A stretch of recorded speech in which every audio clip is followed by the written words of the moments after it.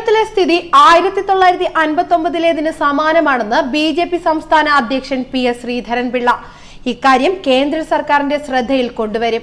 ക്രമസമാധാന നില തകർന്നു, ജനങ്ങൾ ഭീതിയിലാണ്, കമ്മ്യൂണിസ്റ്റ് ഭീകരതയാണ് നടപ്പിലാകുന്നത്. ശബരിമല കർമ്മസമിതി ആഹ്വാനം ചെയ്ത ഹർത്താൽ സമാധാനപരമായിരിക്കുമെന്നും പിള്ള പറഞ്ഞു. കേരളത്തിൽ ജനരോക്ഷം പ്രകടമാണ്. കാറ്റ് വിതച്ച് കൊടുങ്കാറ്റ് കൊയ്യുകയാണ് ഭരണകൂടം. ഇതിനെല്ലാം മറുപടി പറയേണ്ടി വരും. കപടതന്ത്രങ്ങളിലൂടെ തരം താണ രീതിയിലാണ് ഭരണകൂടവും മുഖ്യമന്ത്രിയും. സത്യം ക്രൂരമായി കുഴിച്ചു മൂടപ്പെടുകയാണ്. ശബരിമലയിൽ കയറിയ സ്ത്രീയുടെ സഹോദരൻ പറഞ്ഞ കാര്യങ്ങൾ പൂഴ്ത്തിവെക്കപ്പെട്ടു. കേരളം സ്റ്റാൻലിന്റെ നാടാവുകയാണ്. ഈ പോരാട്ടത്തിൽ ധർമ്മം ജയിക്കും. കോടിയേരിയുടെ വാക്ക് കേൾക്കേണ്ടവരല്ല ബി.ജെ.പിക്കാർ.